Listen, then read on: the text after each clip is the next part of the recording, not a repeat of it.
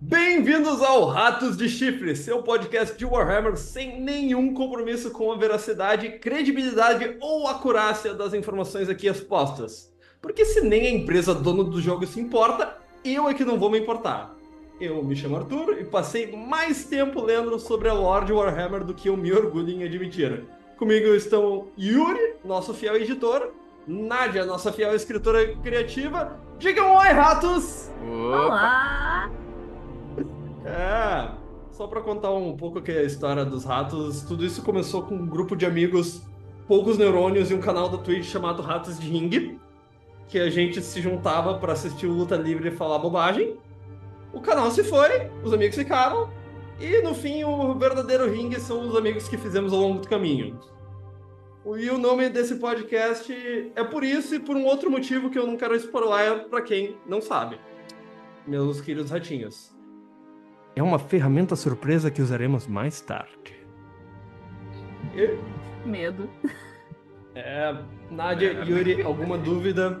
Vocês querem contar um pouco de qual a experiência, qual o conhecimento de Warhammer que vocês têm? Eu tenho uma dúvida, na verdade. Diga. Quantos queijos você vai me pagar por isso?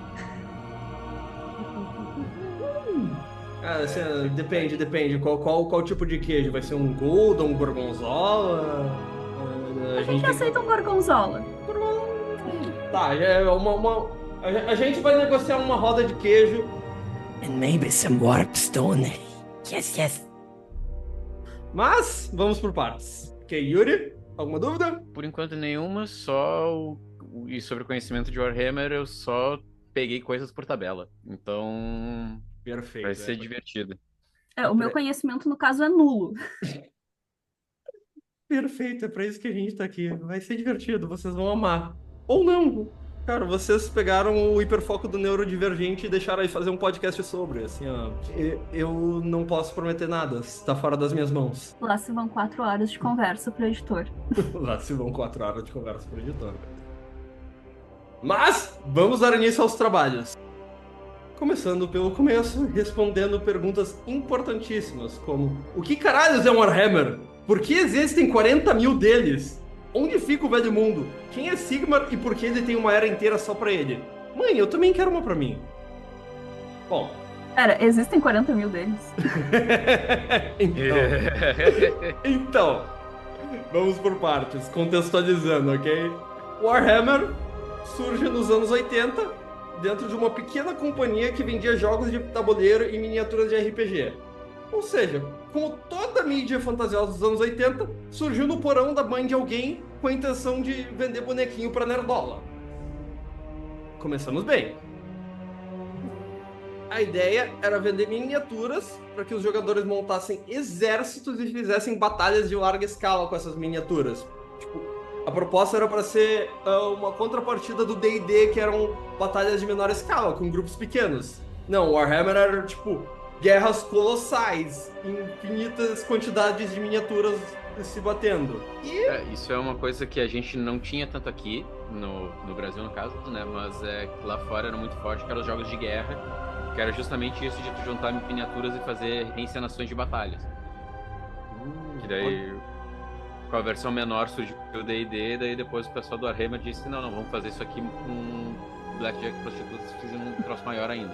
Cara, isso eu não sabia e é por isso que eu agradeço a presença de vocês. Puta que pariu.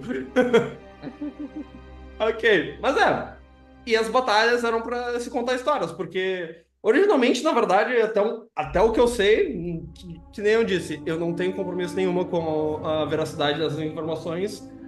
A Games Workshop, que é a companhia do jogo, ela revendia miniaturas de D&D.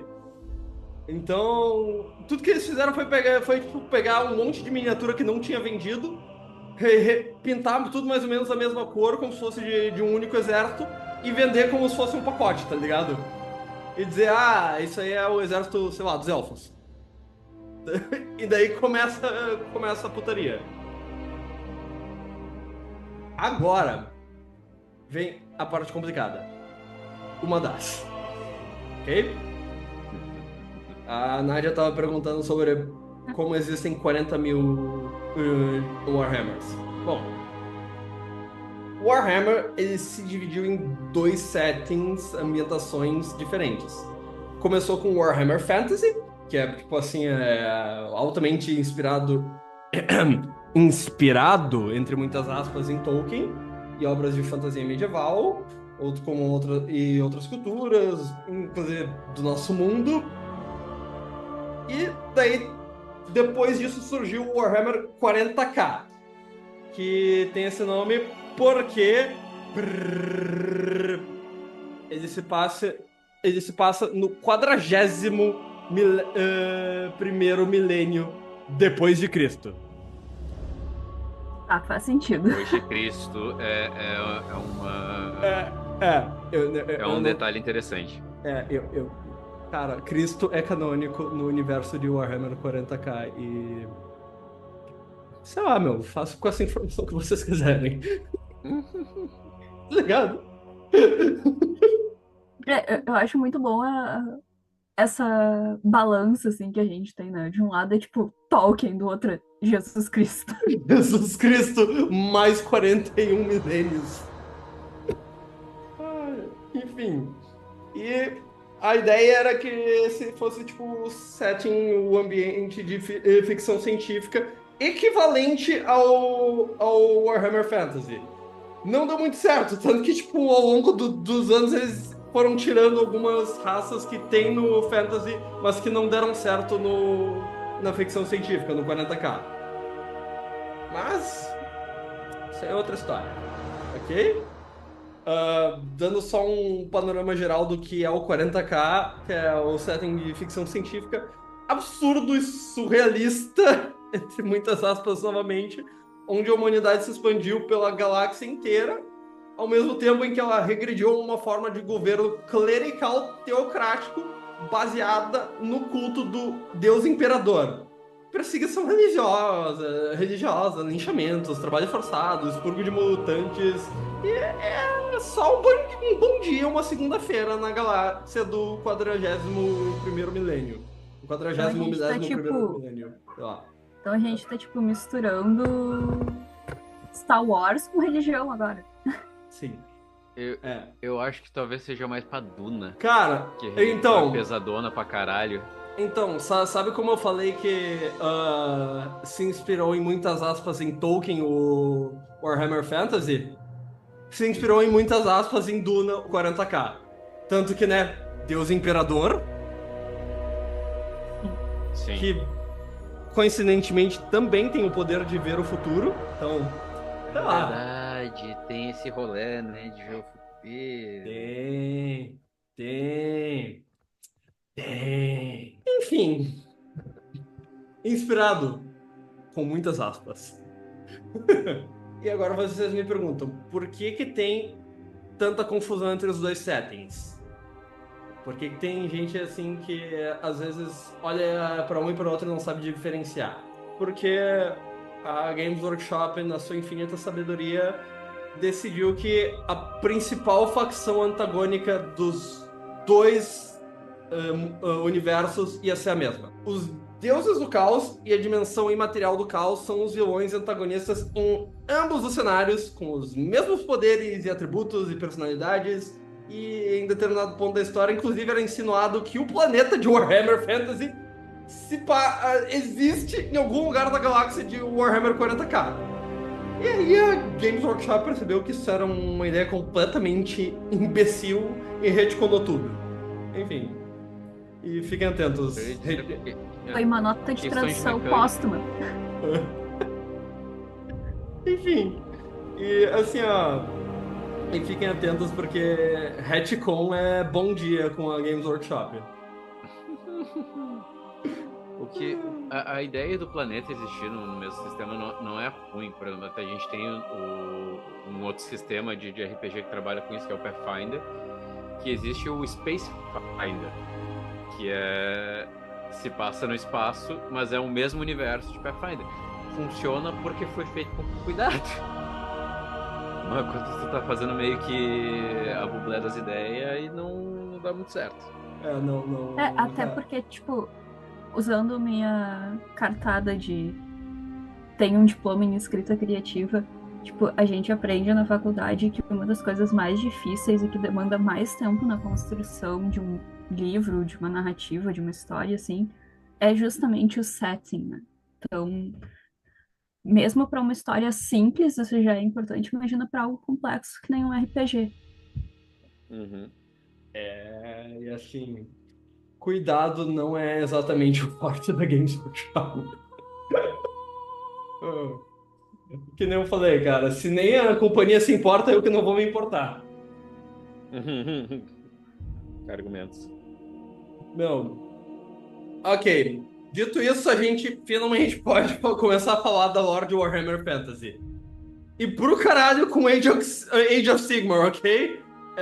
Cara, Age of Sigmar é uma sequel esotérica com cosmologia planar maluca depois que o mundo de Warhammer Fantasy acaba. E isso é tudo que vocês vão ter de mim, ok? Ok. A gente eventualmente vai chegar lá. Mas até lá eu não quero fritar meus neurônios com isso. Ok. Chegou o momento que todos esperavam. O que se sabe do mundo de Warhammer é que ele começa com a chegada dos Old Ones, os antigos, os anciões. Eles eram uma raça de divindades cósmicas reptilianas ultra tecnológica e eles chegam ao planeta que eventualmente vai ser chamado de Malus. Olham pra ele e pensam: pô, lugar massa, dá pra fazer um puxadinho ali, botar um sofá aqui, vamos brincar, né? Eles aterrissam, genocidam algumas espécies que já estavam aqui, porque É o que colonizadores fazem. sei lá. Exatamente. Que mais você vai fazer? Eles expulsam algumas outras espécies para os confins do planeta, e algumas eles deixam em paz, mas ficam de olho, tipo assim, ó, you're on thin fucking ice. Ok.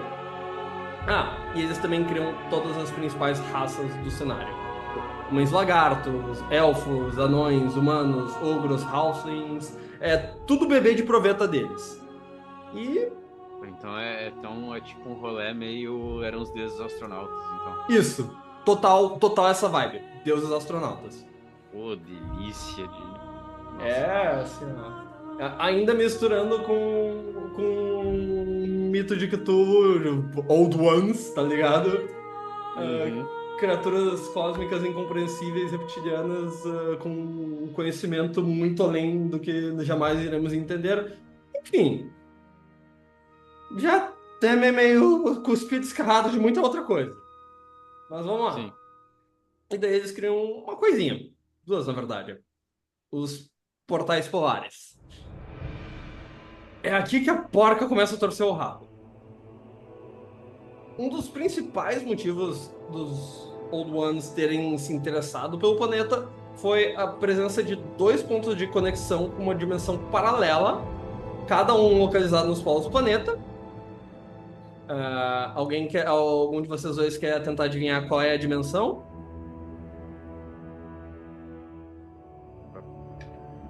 Eu ia fazer uma piada com Polaris, mas era realmente nos polos mesmo, então aí me quebrou as pernas. Ia ser uma piada com cerveja? Não, mas agora pode ser. Como deixar o podcast bairrista? Como deixar o podcast? Porra, real, Polar não é uma cerveja que tem muito no resto do planeta, né? Eu acho que ela Não, só tem aqui. Literalmente, ela só tem aqui. Puta que pariu! Pá! Não é isso, tipo, os Old Ones vieram pro planeta porque tem Polar aqui, tá ligado? Os caras acharam uma cerveja boa pra cacete, é aqui, tá ligado? O Rio Grande do Sul é canônico no universo agora.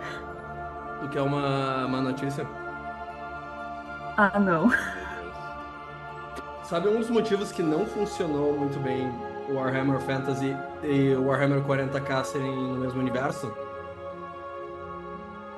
Porque o planeta principal do Império de Warhammer 40k é a Terra e o planeta principal de Warhammer Fantasy também é a Terra. O que eu quero dizer com a Terra? É literalmente, tu pega um mapa do planeta de Warhammer Fantasy, é uma versão ruim feita por inteligência artificial do nosso mapa mundi. Ou seja, não é um mapa muito certeiro, né? Confiável. Cara, é assim, pensa que eles pegaram o que seria um mapa feito por um mapa do mundo feito por um europeu na época das navegações, tá ligado? Tá. E mistura isso com inteligência artificial, porque os europeus ainda faziam um mapa mais certo do que inteligência artificial. Cara, eu não sei se tem como enviar, tipo, a imagem pelo Zoom aqui, no chat ou alguma coisa assim. Porque assim, ó, tem. Ah, vocês se lascaram. Deixa eu Tem como ver. compartilhar a tela também, não tem? Pode ser também. É verdade, compartilhar a tela. Vamos compartilhar a tela aqui então. Vocês conseguem ver? Meu Deus do céu! Tem um Vocês- buraco no meio da África! Sim! Senhora. Tem uma Tem até o Atlantis perdido cadeia ali no meio da África! Sim! Meu senhor. Vocês estão entendendo? Vocês estão entendendo? Não, outra Ah, coisa que eu também acho que é necessário pontuar: olha o tamanho das ilhas do lado da África, que no mundo real estão tipo a 2 segundos de desaparecer por causa do aquecimento global. Não, eu ia dizer, o mapa parece meio que pós-aquecimento global, porque, tipo, ali a ponta da Europa foi pro caralho. Eu gosto assim. Mas em compensação, o Brasil tá inteiro. Não, tem um... Ali o que eu acho que seria o Espírito Santo foi pro caralho. Cara, assim, ó, o Uruguai claramente não existe mais. Meu Deus. O que é a única coisa que quebra a teoria do aquecimento global, da subida dos mares, é essa ilha que brotou no meio do caminho ali. Ah, a gente vai chegar lá. A gente vai Aquela chegar ilha lá. Tem não era pra ser tipo a Groenlândia? Não é. Isso, Não, a isso Groenlândia é aí, mais pra cima. isso aí, cara, isso aí é meio que a... Bom, a gente vai chegar Eu lá, ia vamos dizer- com calma. Vamos por partes, vamos por partes. Eu Deixa- diria Jack Stripador. Vamos por partes, como eu diria Jack Stripador. Mas vocês pegaram a vibe do bagulho, tá ligado? Sim. Eu não tenho mais o que dizer sobre isso. E, enfim, o problema é isso. Tipo, esse é o planeta de Warhammer Fantasy, e daí tu tem a capital do Império dos Homens de 40k, que se chama Holy Terra. Uau, criatividade. Enfim. Enfim. O pessoal de StarCraft é um pouquinho mais criativo. O pessoal do StarCraft com uma facção chamada Terranos.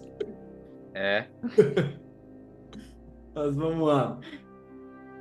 Bom, a dimensão que eu tava falando era a dimensão do caos.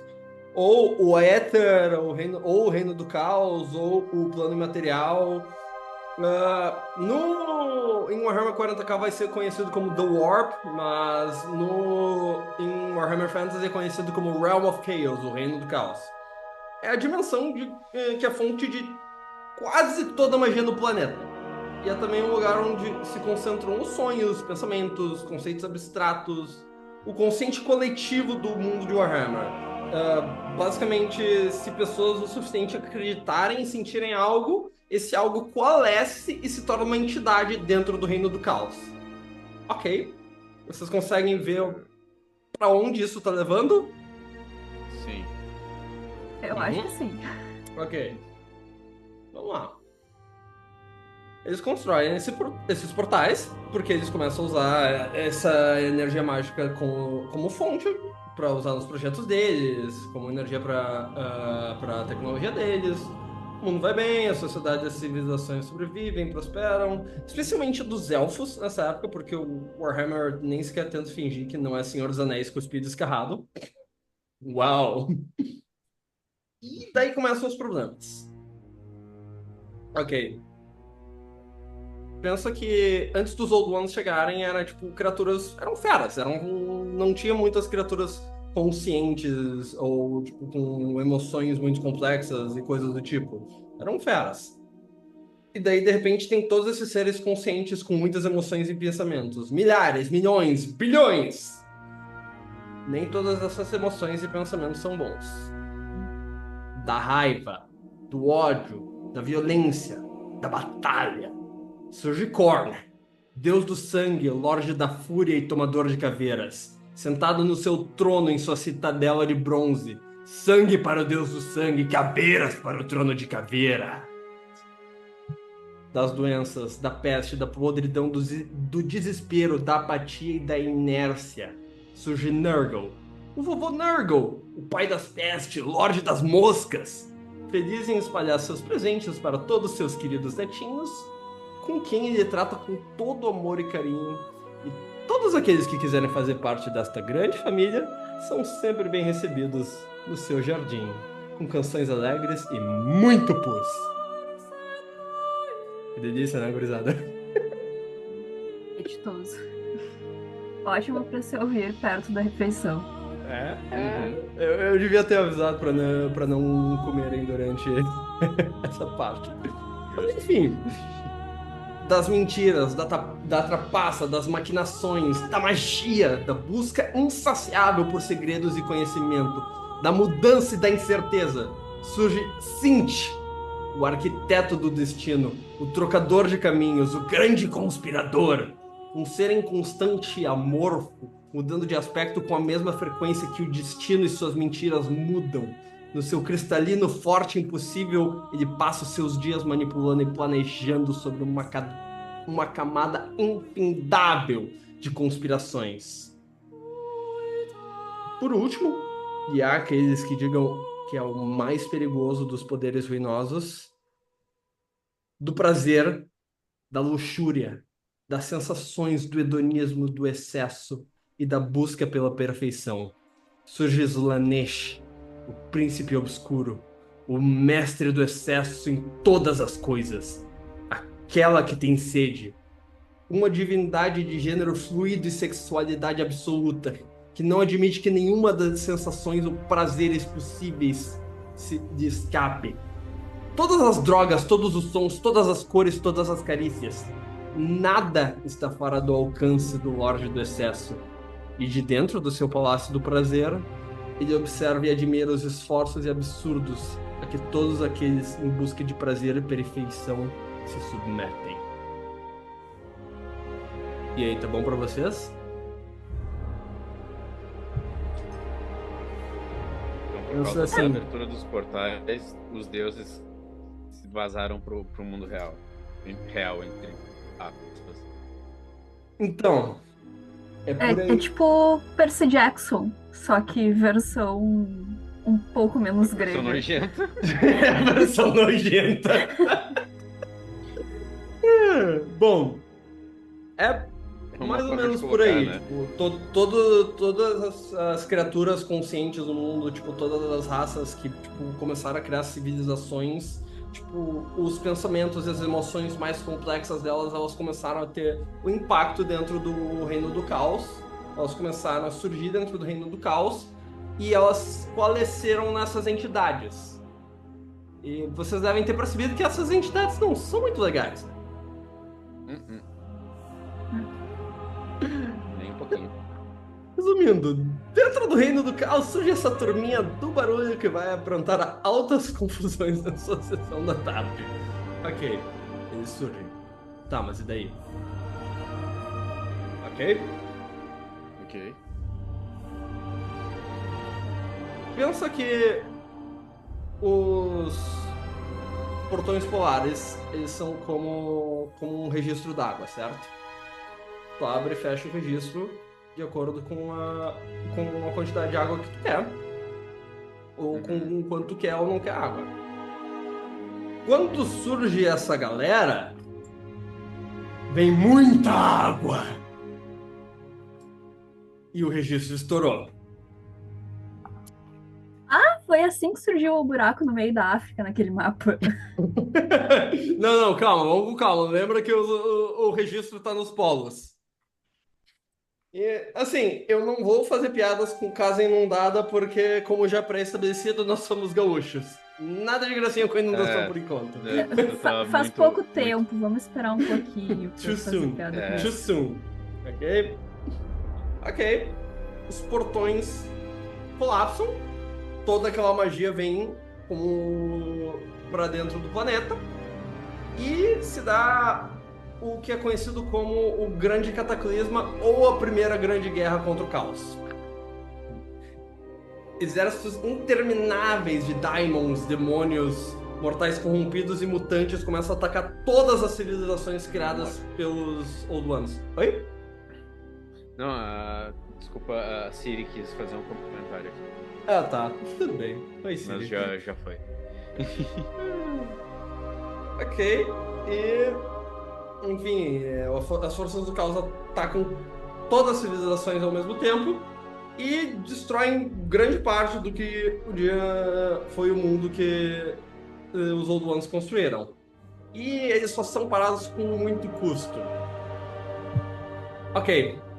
Pergunta, onde é que estavam os Old Ones nesse momento? No outro polo? Não, os dois polos colapsaram, aí Tá. deu essa merda. Eles chegaram a vir para o nosso mundo. Cara, os Old Ones, eles estavam no nosso mundo ativamente até este momento. Eles somem! Ninguém sabe o que aconteceu com eles. Eles só somem! Nossa, que clássico! Começou a bagunça, o pessoal, hora de ir embora.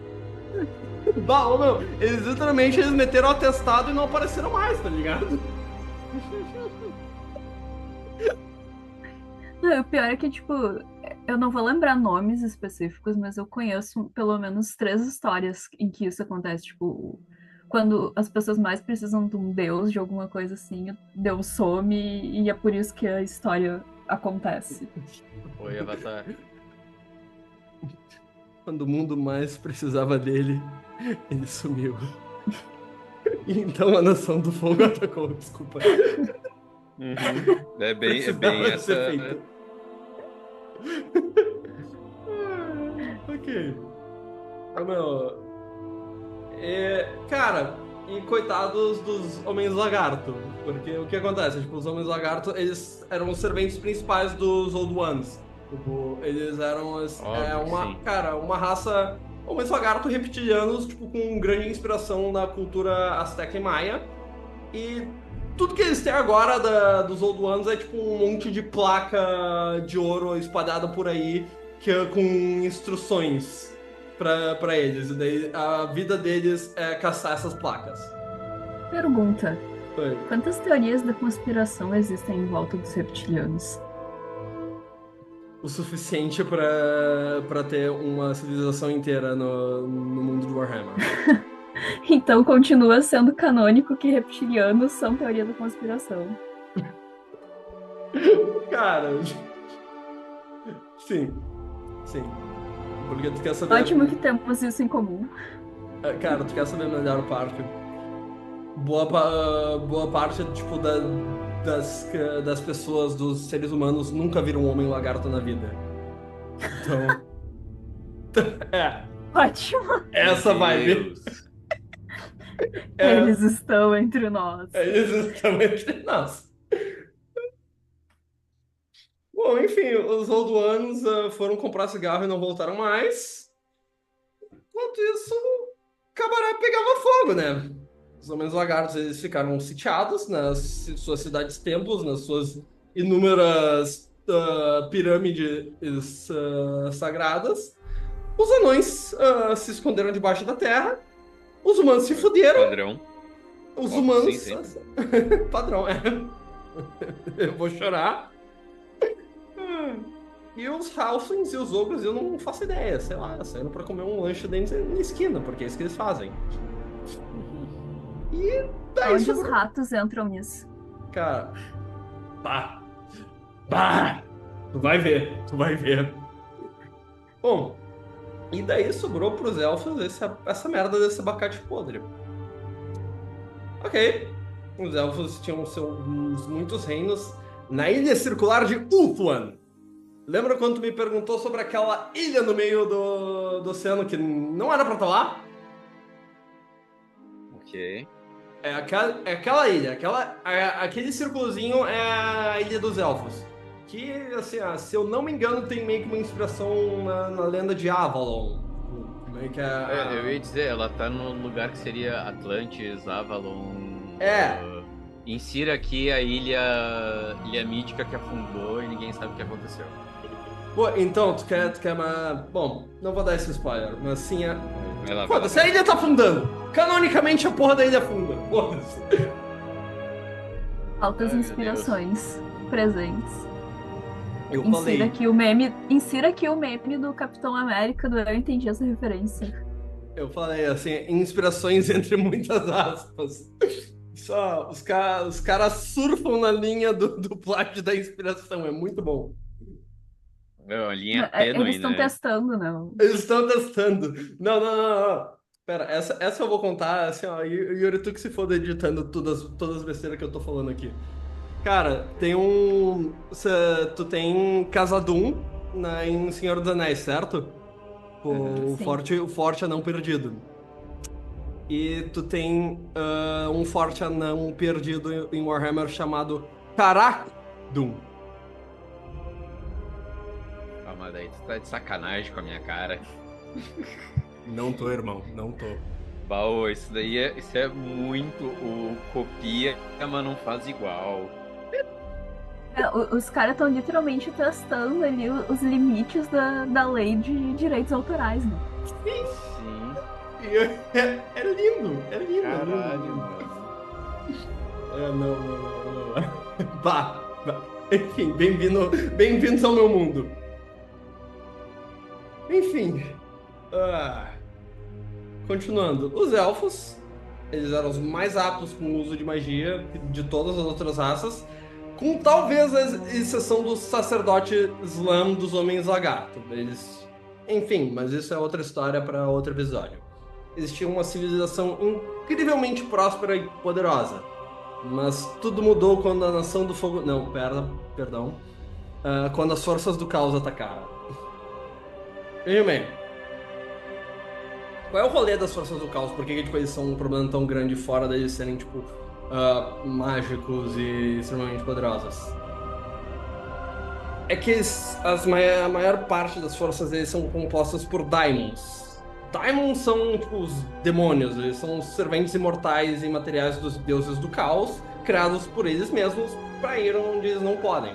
Porque, por mais que tenha dado toda essa merda, os deuses ainda não podem sair. Por inúmeros motivos. Então eles mandam os soldados deles e os generais deles. A palavra-chave aqui é imortal. Assim, tu pode até matar e desmaterializar um Daimon. Tipo, tu consegue derrotar um Daimon fisicamente. O problema é que ele volta pro reino do caos e se reconstitui lá. E daí depois ele volta de novo. E assim sucessivamente. Exatamente. Então não tinha nenhuma forma de matar ou banir permanentemente um Daimon. E daí a guerra continuava. É tipo a lógica da lua vermelha do Zelda? Sim, é por aí. É mais ou menos essa lógica. Tipo, tu pode destruir e banir um Daemon, mas tu nunca vai apagar ele inteiramente da existência. Ele volta e se reconstitui na dimensão do caos, e daí, assim que ele conseguir, ele volta para tocar o terror no mundo material de novo. Entendi, faz sentido. Mas não é tanto quanto o Zelda, porque o Zelda ele tem um período de tempo fixo. Tipo, não tem nada tão regrado. Porque caos. Enfim. Tá. Os elfos, eles estavam sendo liderados por um cara chamado Aenarion o Defensor. O primeiro rei fênix dos que viriam a ser eventualmente chamados de High Elf dos Altos Elfos. Durante os primeiros anos da guerra, em busca de mais poder para defender o seu reino, Aenarion foi ao templo de Azurian, o deus Fênix, o rei dos deuses no panteão élfico, e lá ele se sacrifica entrando na chama de Azurian, onde o corpo inteiro dele é consumido pela chama e reconstituído pelos deuses, por Azurian. Mais forte, mais poderoso do que nunca, imbuído com poder divino, Aenarion lidera o seu povo na luta contra o caos, E mesmo assim não é o suficiente.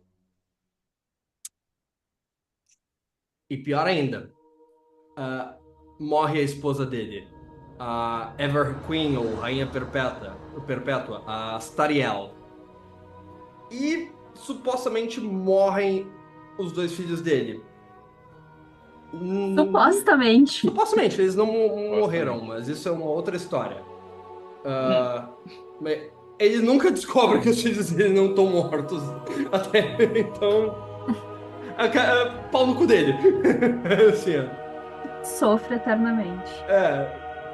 Assim, ó, em uma sentada ele perde a mulher e os filhos. E. É a vida. A vida é uma bosta. Enfim, e a Enarion é sobrepujado pela dor, pela angústia, pelo ódio. Elfos. Todo o rolê dos elfos é que não só eles são mais sensíveis à magia, eles são mais sensíveis a tudo.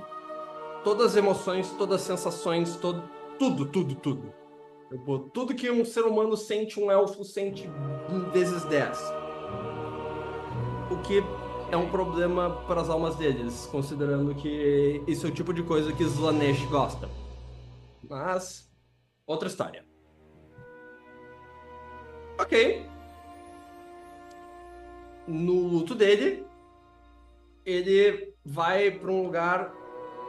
Ele faz assim o que salva e condena a raça élfica ao mesmo tempo. Ele vai até um lugar chamado a Ilha Arruinada, onde fica o altar de Cain. Cain é o deus élfico da crueldade e do assassinato. Não tem um deus gente boa, é tudo só os filha da puta. Oi? Não que é o tem reino do um caos, deus né? gente boa, é só gente filha da puta. Né, não. Cara, assim, ó, não existem heróis em Warhammer. Existem gente fodida e gente menos fodida. Ok. No altar tem a chamada Espada de Cain. A Widowmaker, a criadora de viúvas. E a Inarion... Cara, todo mundo fala pra ele. Todo mundo fala, meu, não pega a espada. Meu, não pega a espada. O melhor amigo dele chega pra ele e fala, meu, não pega a porcaria da espada. Ele vai lá e pega a espada. Assim, ó, todo mundo profetizando pra ele. Profetas profetizando pra ele. Se ele pegar a porcaria da espada, toda a linhagem dele é amaldiçoada e a raça inteira ia sofrer. Mas o cara meteu o Sasuke Uchiha e foda-se. Eu ia dizer não só o Sasuke Uchiha, mas perigosamente perto da Frostmourne. Tinha me ligado, puta que pariu. Mas eu acho que a Frostmourne se veio depois. Então eu não sei Cara, pra que lado quem copiou quem. Assim, ó, o que veio primeiro, o ovo ou o homem lagarto? Bom, vamos lá. Essa piada tá errada, sim, eu sei, mas... Foda-se se alguém comentar sobre isso. Eles não sabem. O podcast é nosso, a gente faz piada do jeito que a gente quer. Exatamente, obrigado, Yuri. É sobre isso. Cara, ok. A Inarion tá full Sasuke Uchiha, ele já não tem mais nada a perder. Ele volta pra guerra com o poder inteiro de Azurian e de Kain agora, o melhor e o pior que os elfos têm a oferecer. E ele cria o reino de Nagrai em Ulthuan, que é o reino dos elfos poucas ideias. Assim, ó. Porque é um reino formado só pelos elfos, assim, mais amargurados que perderam mais coisa na guerra. Ele pega toda essa galera, os elfos, assim, que querem ir pra porrada. Ele pega toda essa galera e monta esse reino. E lá ele toma Morathi como a sua segunda esposa e redobra os esforços de guerra. Junto a eles teriam o Malekith, o filho que iria lançar a Guerra Élfica em uma das suas maiores tragédias. Mas, de novo, isso é outro episódio. Foco aqui, volta. Ah! Eu tô falando comigo mesmo, sim. Ok, reta final. Todos nós fazemos. Eu juro, a gente não vai ficar 4 horas aqui, eu prometo, ok? Tá, Vou tudo bem, confiar eu na não sua prometo. palavra. Eu não prometo, não confia. Não confia em mim. Ok. O Enarum faz toda essa loucurada, toda essa tragédia grega com direito a rubris e defeito fatal e todo pacote. E ainda assim não é o suficiente. Eu ia dizer, de tragédia tá virando o jogo de Uno de tragédia, né? Porque é mais 2, em cima de mais Destacando. 2, vem o mais 4. Eu não sei se vocês já viram que tem, tipo, o no flip. E no flip tem a carta de mais 5. Então, tipo, eu Sim, diria que isso tá mais pra Uno flip do que E pro tem, Uno normal. tem a versão hardcore que saiu, acho que esse ano passado, não lembro agora. Ah, sim, o No Mercy, que tem o mais No 10, né? Tem mais 10, mais 8. Tem o retorna e compra 2 cartas. Tem umas coisas assim, tipo. Foda-se, tá ligado? Não, assim, ó, ele tá jogando Uno no modo hard, assim, e os deuses do caos dele mais 4 em cima do deck.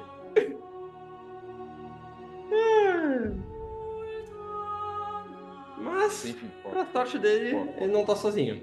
Tinha mais alguém tentando tirar do cu um jeito de ganhar essa guerra. Só que o rolê é o seguinte, enquanto ele tava lá mamando o panteão élfico inteiro pra ver se ele descolava um Sugar Daddy decente, tinha outro orelhudo metendo a cara nos livros. Senhoras e senhores, um dos maiores nerds da história de Warhammer Fantasy, Kalador Dragon Tamer, o Domador de Dragões. Um dos maiores arquimagos da história dos elfos.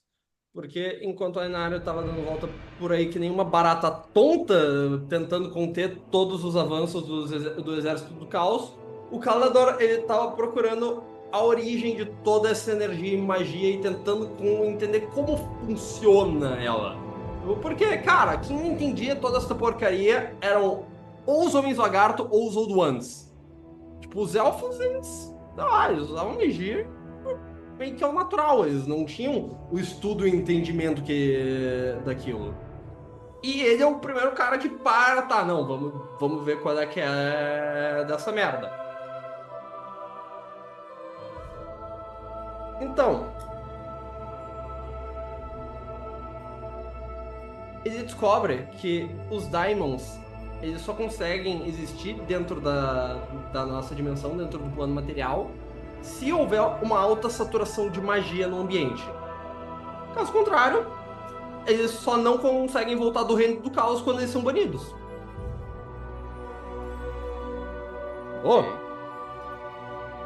Porra, é disso que a gente precisava, tá ligado? Sim. Então ele traça um plano.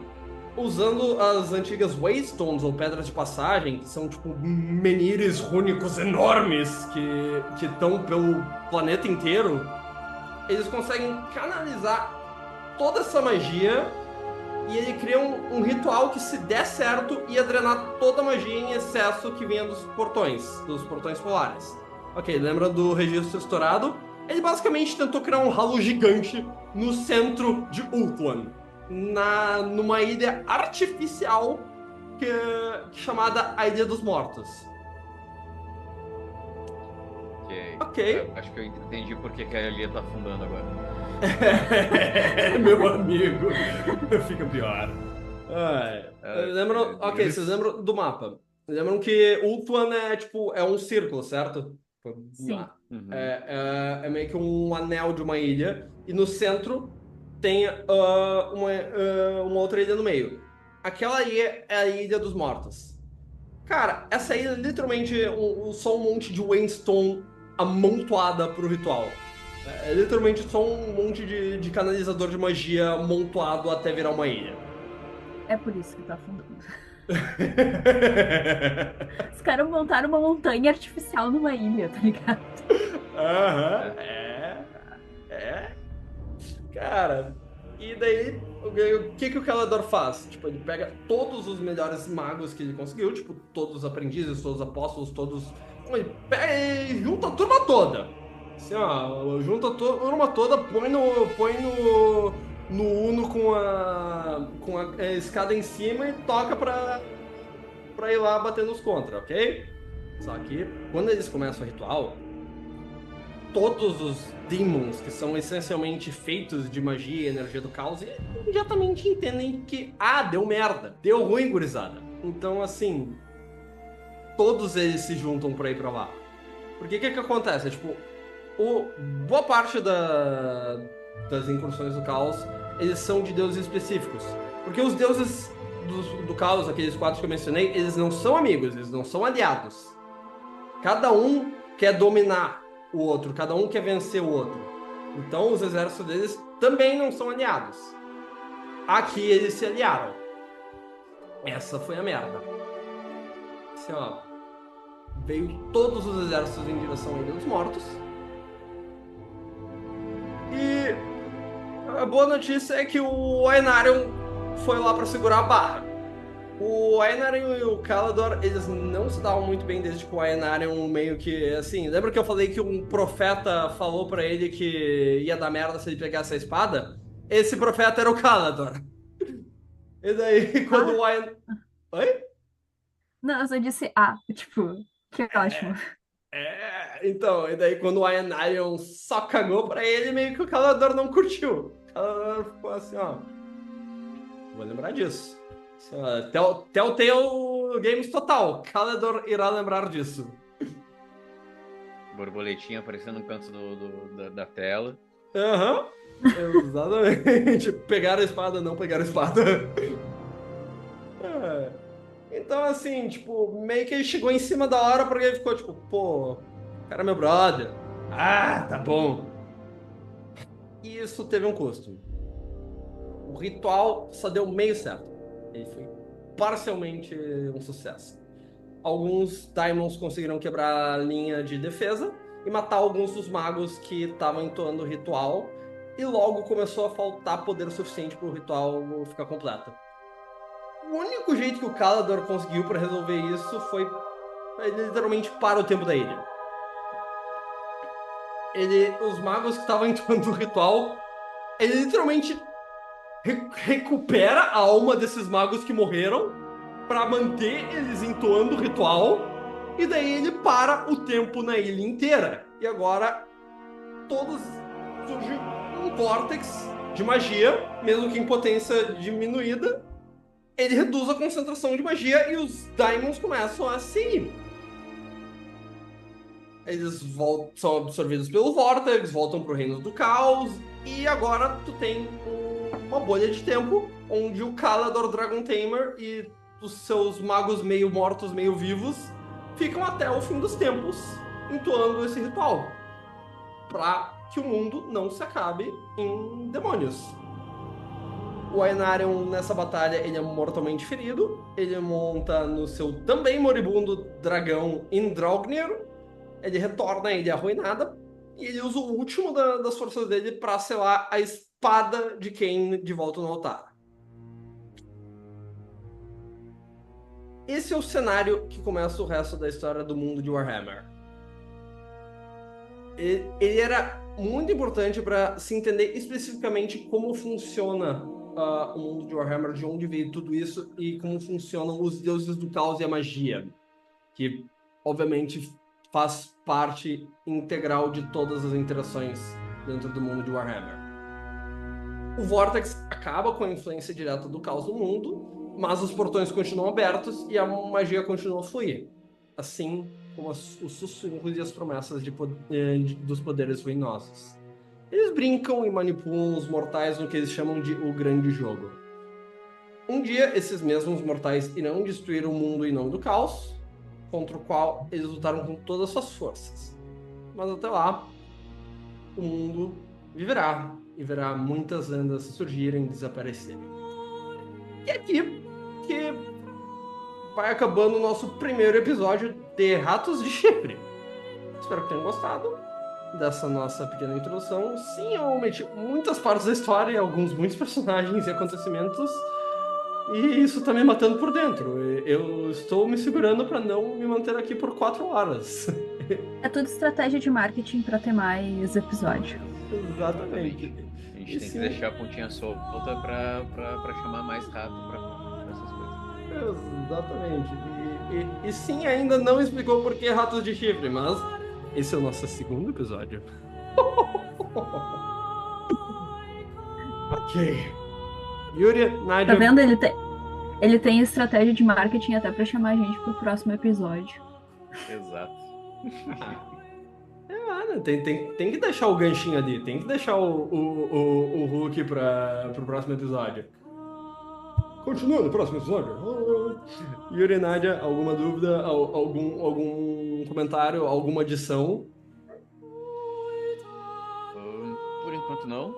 Eu acho que o pouco que eu conhecia foi complementado agora na algumas explicações do senhor Arthur Dona. E vamos ver o próximo episódio. Qual vai ser os próximos segredos deste mundo caótico de Oh Warhammer. boy, you have no idea.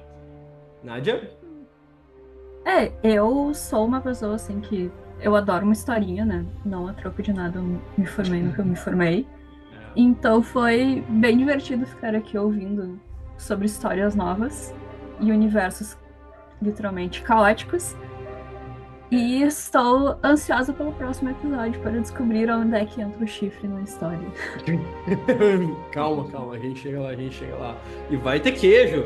Vai ter muito queijo, Yes! só talvez não seja o queijo que tu tá esperando. Ai, meu Deus. Talvez seja um queijo meio verde e brilhoso, mas tu vai entender. Meu Deus. Até mais e muito Leptospilove pra vocês, meus queridos. Até a Eu tenho próxima. saudade do Falou! Leptospilove.